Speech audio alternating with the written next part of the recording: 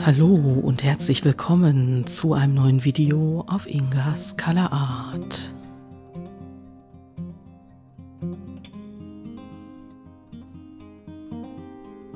In den letzten Kommentaren habe ich gelesen, dass ihr euch wieder ein Rakelbild wünscht, und da ich gerne Rakelbilder male, habe ich mir gedacht, dann male ich euch doch eins.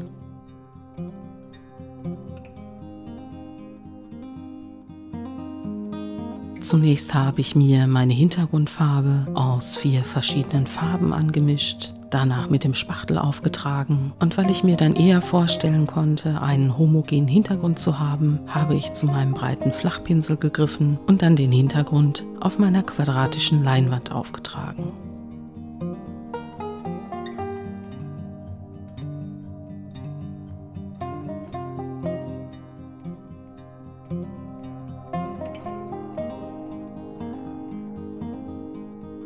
Die Materialien und Farben schreibe ich euch immer in die Videobeschreibung, und dann findet ihr dort auch die 4 Farben, aus denen ich den Hintergrund gestaltet habe.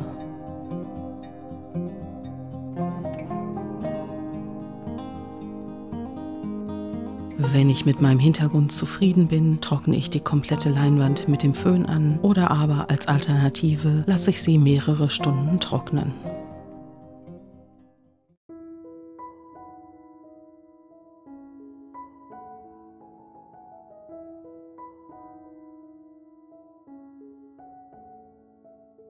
Da die Leinwand die Größe von 60 x 60 cm hat, werde ich heute mit meiner Glättkelle arbeiten, und als erste Farbschicht habe ich mir das transluzente Reflexgelb ausgesucht.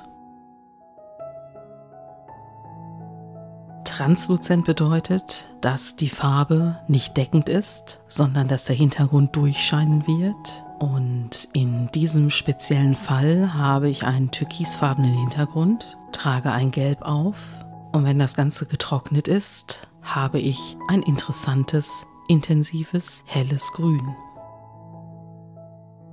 Wenn ich tatsächlich den gelben Effekt verstärkt haben will, dann muss ich mehrere Schichten von dem Reflexgelb auftragen, und vor allen Dingen muss ich es zwischendurch trocknen lassen.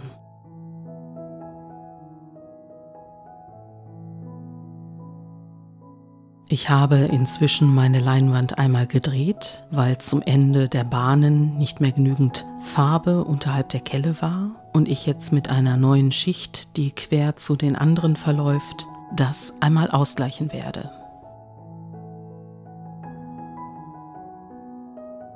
Im Übrigen sind bereits interessante Muster entstanden, die die Rakeltechnik kennt. Ich habe so ein paar Rippel da drin und ich habe den ersten Ansatz von Inseln.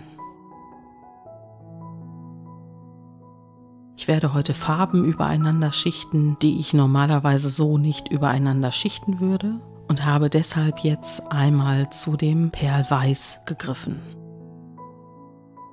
Als Metallicfarbe wäre mir Silber zu intensiv gewesen. Ein reines Weiß wollte ich nicht nehmen, und deshalb ist meine Wahl auf die Perlfarbe Weiß gefallen.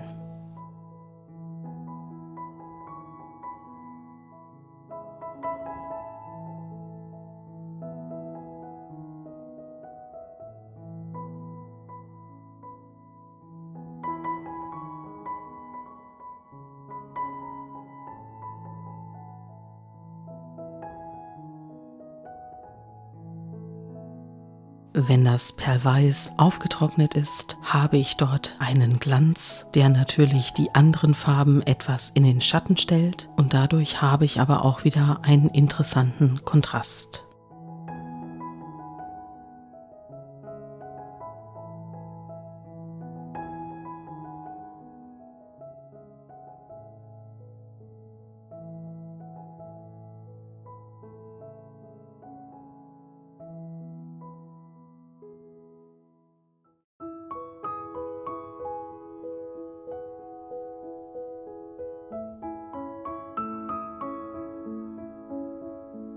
Nach den ganzen sanften Farbtönen war mir jetzt danach eine kräftige Farbe einzusetzen. Sie wirkt natürlich sehr kräftig. Es handelt sich dabei um das Reflex Rosé.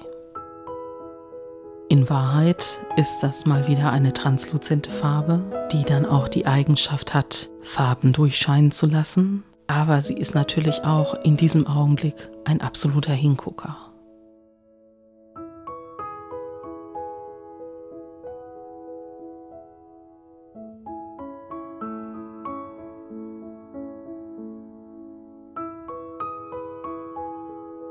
Es ist immer sehr ungewohnt, mit verschiedenen Farben zu arbeiten, mit denen man so normalerweise nicht arbeitet. Und dazu gehört auch, das einmal auf sich wirken zu lassen. Und in diesem Fall war mir der Kontrast zunächst zu hoch, sodass ich zu einer Perlfarbe gegriffen habe. Diesmal allerdings nicht zum Perlweiß, sondern zum Perlblau. Und da die Schicht in Reflexrosé noch nass ist, vermischt sich das Ganze zu einer sehr interessanten und leicht pastelligen Farbe.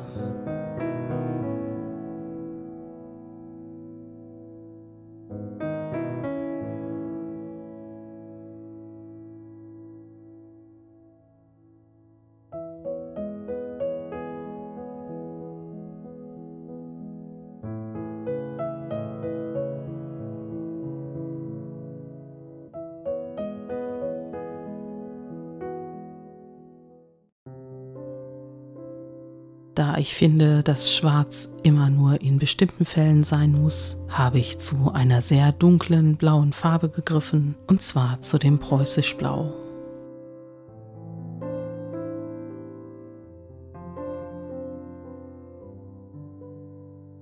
Der dunkle Farbton sorgt dafür, dass die darunterliegenden Farbschichten besser zur Geltung kommen, bietet natürlich einen sehr hohen Kontrast. Und, man glaubt es kaum, die Farbe ist transluzent. Wenn ich euch das Bild nachher zeige, werdet ihr das sehen, dass die Farbe ein bisschen ausläuft und dann auch wieder interessante Farbmischungen und Farbschlieren mit anderen Farben bildet.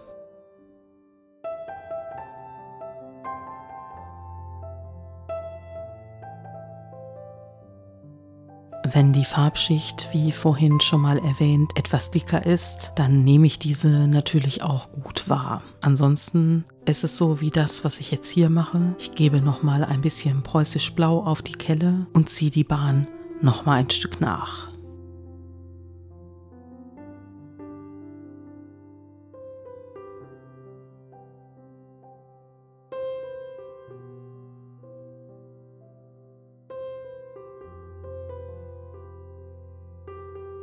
Jetzt stand ich vor der Wahl, das preußisch Blau flächendeckend aufzutragen.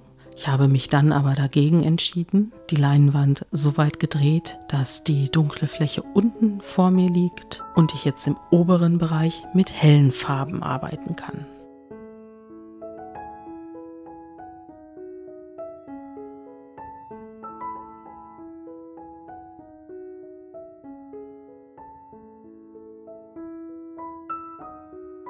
Ich entscheide mich dann jedoch auch dafür, die hellen Farben über das Dunkle zu ziehen.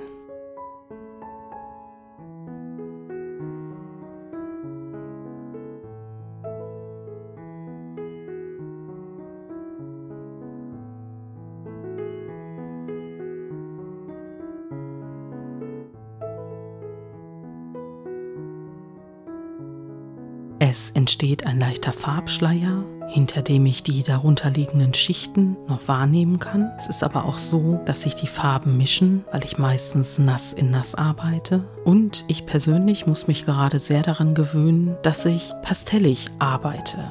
Ich habe normalerweise eher klare Farben oder ich habe kräftige Farben. Ich bin aber eher selten in diesen Pastelltönen unterwegs.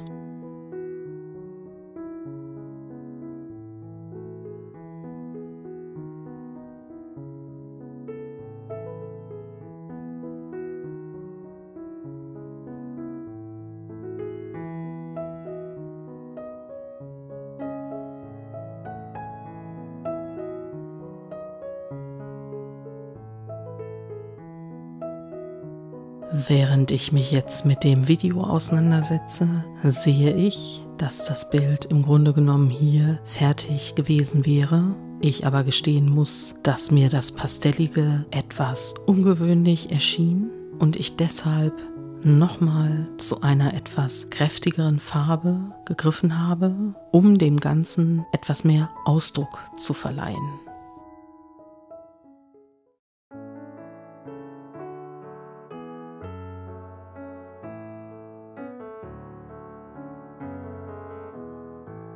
Der erneute Farbauftrag in Reflex Rosé hat mir schon sehr viel besser gefallen. Ich war natürlich danach noch nicht zufrieden, weil sich jetzt ein neues Problem ergeben hatte.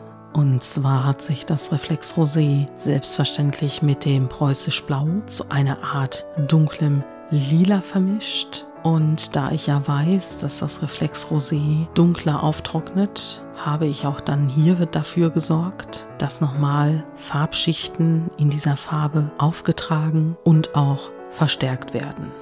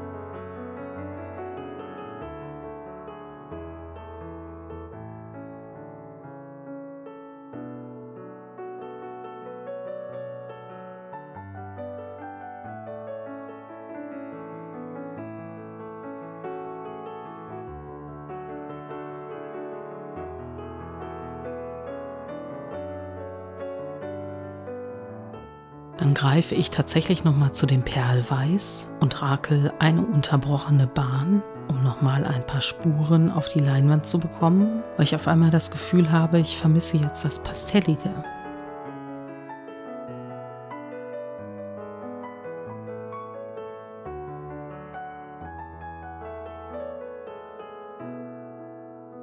Malen ist zwischendurch immer eine Reise. Man setzt sich, wenn man jetzt nicht in der Gruppe malt, mit sich selbst auseinander und auch mit den Gedanken, die man hat.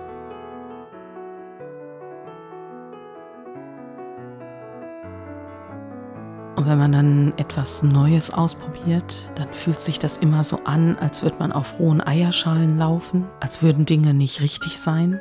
Und das kann dann schon mal irritieren. So wie bei mir jetzt, rate ich dann einfach dazu, das auszuprobieren, zu gucken, was das mit einem macht, auch mal Dinge zuzulassen, die vielleicht nicht ganz so sind, wie man sie gerne hätte. Für mich zählt dieses Bild absolut dazu. Und es ist anders geworden, als ich es mir gedacht hatte. Trotzdem bin ich wirklich sehr froh, das ausprobiert zu haben. Farben nacheinander zu schichten, die ich sonst nicht aufeinander legen würde. Und vor allen Dingen finde ich, dass mich das Endergebnis richtig überrascht hat.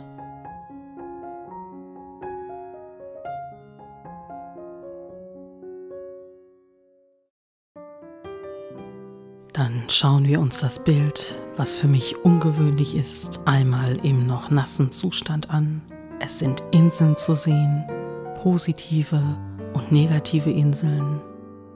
Es gibt die von mir bereits angesprochenen Farbschlieren in den pastelligen Tönen, in dem Zusammenspiel von Preußisch Blau und Reflex Rosé. Und vor allen Dingen kann man hier schon erahnen, dass das Reflexgelb mit dem türkisfarbenen Hintergrund zu einem Grün auftrocknet. Das Grün wirkt überraschend klar, es leuchtet durch diese Farbschichten wunderbar hindurch und bildet natürlich einen wunderbaren Kontrast zu den pastelligen Rosétönen und natürlich zu dem Reflex-Rosé. Ich bin mir noch nicht ganz schlüssig, in welcher Farbe ich den Rand zu diesem Bild gestalten würde. Was haltet ihr von diesem Grün, bestehend aus dem Türkis und dem Reflexgelb? Oder würdet ihr mir zu einer anderen Farbe raten? Dann zeige ich euch das Bild einmal, wie es fertig ist und an der Wand hängt. Für mich gehört der dunkle Bereich nach unten und der helle Bereich nach oben. Deshalb habe ich so rum aufgehängt. Ich habe ja 4 verschiedene Möglichkeiten, wie ich das Bild aufhänge, und habe mich dann für diese Variante entschieden.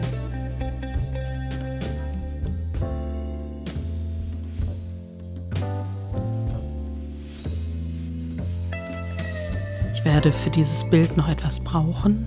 Ich finde es für mich nicht so eingängig wie meine anderen Bilder.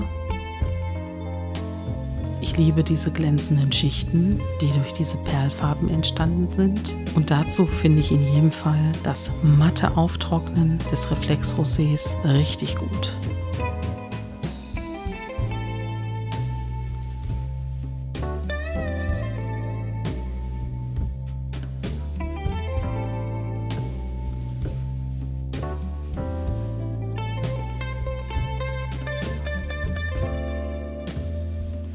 Der 14-tägige Rhythmus, der im Moment in den Videos ist, den kann ich sehr gut gebrauchen, aber ich vermisse euch. Ich danke dir herzlich fürs Zusehen, ich danke dir herzlich fürs Zuhören. Ich freue mich, wenn du mir ein Like hinterlässt, mein Video auf den sozialen Medien teilst, und dann hoffe ich, dass du eine kreative Zeit hast, dass du eine schöne Zeit hast, und dann sehen wir uns beim nächsten Video.